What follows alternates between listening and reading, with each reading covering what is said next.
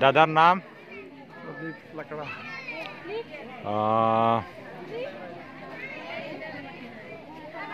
আমি এতিয়া দাদাৰ পৰিচয় আমি অলপ জানিলোঁ। এতিয়া খ্ৰীষ্টান বস্তি, মোৰ নাম প্ৰদীপ লাকড়া। মই খ্ৰীষ্টান গাঁৱৰ এজন খেতিয়ক। তো বহুত ভাল লাগিলে। তো আপোনাৰ জন্ম কিমান চনত হৈছিলে? মোৰ জন্ম 55 চনত। 1955 ডুবিগাঁৱত। ঠিক আছে। তাৰপিছত কোন স্কুলত গৈছিলে?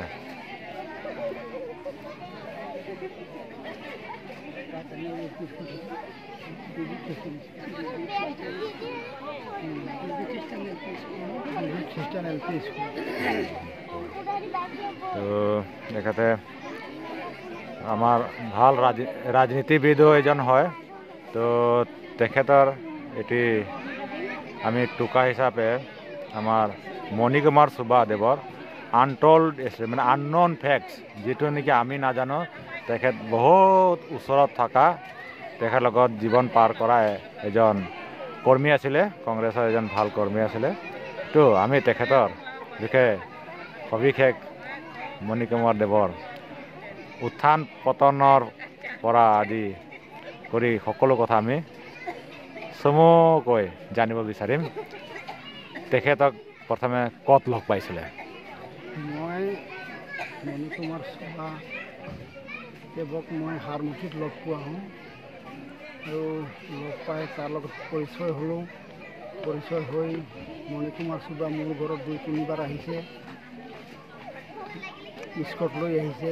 তেতিয়া মোৰ ঘৰটো বাঁহৰ ঘৰত বাঁহৰ চাং আছিলে, চাং বনোৱা আছিলে আৰু বহিবলৈ চকী টেবুল নাই, মূৰা আছিলে আৰু বাঁহৰ চাঙতে মণিকুমাৰ শুই দিছিলে। তাৰপিছত ভাত পানী ৰেডি হ'ল, ভাত পানী খালে। স্কটকেইটাক সোমাব দিয়া নাই কাকো, তহঁতে বাহিৰত থাক। আৰু ভাত পানী খাই অলপ যদি ৰেষ্ট কৰিলে বিচনাতে। বাঁহৰ চাং আছিলে আমাৰ, চাং বাঁহ। মণিকুমাৰ আৰামত ওলাই পেলাই সৰু সৰু ল'ৰা ছোৱালীবিলাক নাচিবলৈ ক'লে, নাচিলে। বিহু ডান্স কৰিবলৈ ক'লে, এইবিলাক নাচিলে। আৰু কৰম নাচিবলৈ ক'লে, সেইটোও নাচি দিলে। ছোৱালীকেইটা সৰু সৰু ছোৱালী, সিহঁতক 600-700 টকাও দিলে। মই নিজেই আছিলোঁ, মই চাই আছোঁ। তাৰপিছত মণিকুমাৰ গুচি গ'ল।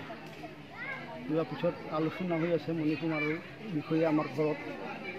চবেই পাতিছে, এনেকুৱা মানুহ দেখা নাই, এনেকুৱা মানুহ পোৱা নাই। আমাৰ ঘৰত আহিলে যে এনেকুৱা লাগিছে ভগৱানে আহি পাইছে, এনেকুৱা লাগিলে।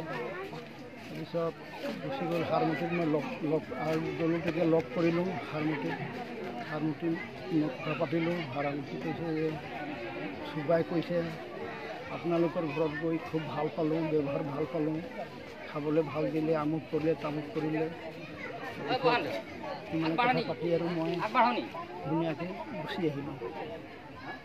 তাৰপিছত মণিকুমাৰ সুবাটো কেনেকুৱা হ'ল, মণিকুমাৰ আগত সৰু এটা জীপ গাড়ী আছিলে, তেতিয়া অৰুণাচল হোৱা নাই। তাৰপিছত গাড়ীটো মাল ছাপ্লাই দিয়ে, হাৰমুঠি বজাৰৰ পৰা মাল ছাপ্লাই দি ভাঙাত উঠা জীপ গাড়ী আছিলে। তেনেকুৱাই কৰি টাউনত তাছ খেলিবলৈ গ'ল। তাছ খেলি কিমান টকা জিকিলেই পলাই আহিলে। পলাই আহি আৰু পইচাটো বনি গ'ল। তাৰপিছত ধুনীয়াকৈ এটা গাড়ী ল'লে, গাড়ী লৈ মাল ছাপ্লাই দি আছে। তেনেস্থলত সুবাকেইজন নেপালী মাইকীটো বমবিলা ফালৰ ছোৱালী এটা তেজপুৰত বেমাৰ হৈ আছিলে। সেই সময়ত সেই মেডিকেলত সুবাও গৈছিলে। চাই পেলাই তাক ভাল পালে, অলপ পইচাও দিলে, সহায় কৰি দিলে। সহায় কৰি ভাল হ'ল।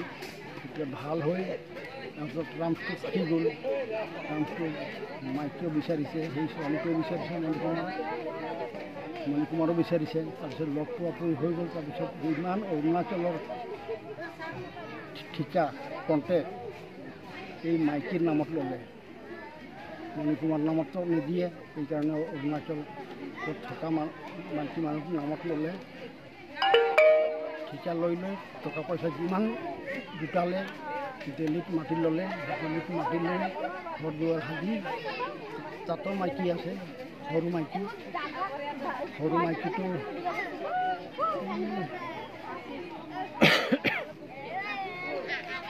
কি বজাৰটো কি কয় যে এই বালিপাড়াৰ বেগ চাইডে এইফালে বজাৰটো হয়, চাৰিদুৱাৰ চাৰিদুৱাৰ লখৰা বজাৰত ছোৱালী এটা চালে, আৰ্মি ছোৱালী,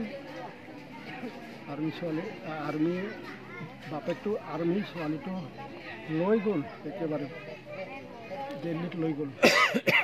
দিল্লীত লৈ তাতে বিয়া পাতিলে, তাৰ ল'ৰা ছোৱালী হ'ল, হৈ পেলাই বহুত টকা পইচাৰ মালিক বনি গ'ল, বহুত টকা পইচা। তাৰপিছত আহি আৰু হাৰমুঠিত আহে, লগ পাওঁ আমি চবেই, লগ কৰি আৰু কয় কথাবিলাক এনেকুৱা তেনেকুৱা কয় আৰু আমি জানো। পিছত জনাৰ পিছত দিল্লী আমাক মাতিলে, দিল্লী গ'লোঁ, দিল্লীত চাইছোঁ বা বিষম ৰজাৰ ঘৰ নিচিনা, গাড়ী ঘোঁৰা ঢেৰ, আৰু ঘৰ যিটো বনাইছে আৰু ভাল ঘৰ আৰু এইবিলাক চাই মেলি আহিলোঁ। তাৰপিছত মই লাহে লাহে অকলে যাবলৈ ল'লোঁ আৰু কেইবাবাৰো গৈছোঁ মই, 10-12 বাৰ দিল্লী যোৱা মানুহ মই। দিল্লী গৈ পেলাই চাই সন্তুষ্ট লাগে, আৰু চবকে পইচা পাতি দিয়ে, চবকে যিমান মানুহ গ'লেও পইচা পাতি দিয়ে, আৰু ঘূৰিবলৈ দিয়ে, চব ৰেল ভাড়া দিয়ে, ৰেল টিকেট কাটি দিয়ে, এইবিলাক কৰি আৰু নেক্সট MP যেতিয়া তেজপুৰ সমষ্টিত খেলে, তেতিয়া তাৰ টিকেটটো নাপালে, কংগ্ৰেছৰ টিকেট। নিৰ্দলীয় খেলিছিলে, প্ৰেছাৰ ষ্ট্ৰক হৈ গ'ল, সেইখিনিৰ পৰা বেমাৰটো লাগি লাষ্টত আউট হৈ গ'ল।